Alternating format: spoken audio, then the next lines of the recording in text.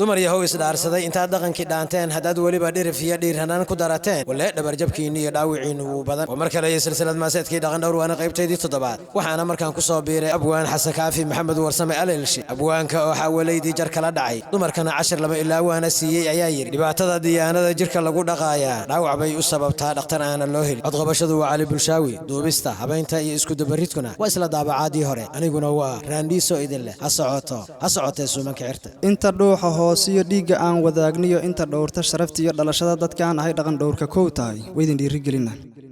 dhanka kale dhaclaydiyo dhab ahaan qofkaan ahay anigoon ku dheeraan baldhegayso oo dhuux waxaan ahay nin dhaqankiiyo dhowrsanaanta jecel oo ka dhiidhiya xumaantoo dhaxalkeenna hooyiyo dhulka aanu leennahay iyo dhaqanka soo jiray dhab ahaan u daafaca dhanka kale dhaqaaliya kuma raadsa dheefoo cidna iima dhiibani anigaa ku dhiiraday balse dhowr ayaamood dharaarihii la soo maray dheelibeyga galayoo kuwa aanan dhagar iyo ka malaysan dhabarjimin ayaa dhiiqa geliyeen ha yeeshee dhibkeed leh kuma dhaafi doonee waa iskula dhegaynaa hablaheenni dhuubnaay dhaqashada ku fiicnaay dharka xirashadiisiiyo ka dhisnay dhanoo idil dhammaadeen dhararta kuwa aanan dhidadiyo dhaxantaba ka dhuumano dheelmada habeenkii dhawaqooda oo qura dhegta kula baqaysaa dhoodhooban meelaha haddii aad dhaliishood dhaqanxumada dhaafoo dhowrsada tidhaahdana dhib u qaadanayaan dhismahaas magaalada siiba kuwa u dhaadheer haddaad dhugato jeer uun dhaqdhaqaaqa dumarkiiyo inta wiil dhex joogtaa dhab ahaan waxaa badan dhabta dumarka dheela dhalashada ma cooriyine waxa aan ka dhiidhiyey dhaqanxumada dumarkiiyo dhowrsanaan la'aantee dharka xaad u xorti dhalan rogista dhaqankiiyo dhexbarkii habeenkii dhugdhuglayda raac iyo dhoodhooba meelaha dhaqankeennu maahee dhowrsada haweenow wax kastoo la dhowrto oo dhaqaalaysta ruux leh dhabtii way dhalaalaan adinkuna dhiggeedii dhaashitaan la diidiyo waxaan diintu noo dhigin ayaad kula dhaqaaqdeen dhabankii qurxoonay ha yeeshee dhibkeed leh waxa diirka loo dhilay dharkii looga dhowrsaday dhaxalkeed ma garateen dhawaqiinnu waa maya dhibaatada diyaanada jirka lagu dhaqaayaa dhaawacay u sababtaa dhakhtar aanan loo helin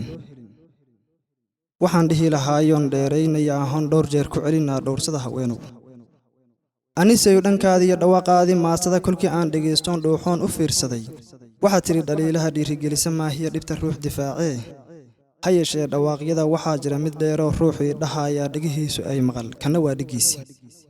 inkastood dhawaaqdood dhegxumada ka doodood dheeraysa maastada dhihitaanka mooyee dhabti waa ka maqan tahay ha yeeshee dhaliilaha anigoon ku dheeraan haddii aan dhiteeyee dhagaatiga u soo xiro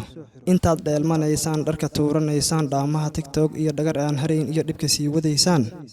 aniguna dhankaygii isma dhaafi doonno dhaqantoosiyaan ah ha yeeshee dhaliilaha dhadimaha la sheegaa dhanna iima leexshaan kuwa aad dhaliisho tiri dheesha dumarkiiyo barbaa dhaafay laafiyaha waa dhanlaan wareero dhabta aad ku haysaan suugaanta dhilan iyo dhaliilaha runsheegaa dhaqankeenna lagu laray inta aad ka dhowrtaan sharaftiinna dhaawaca dhabti waa wadaaya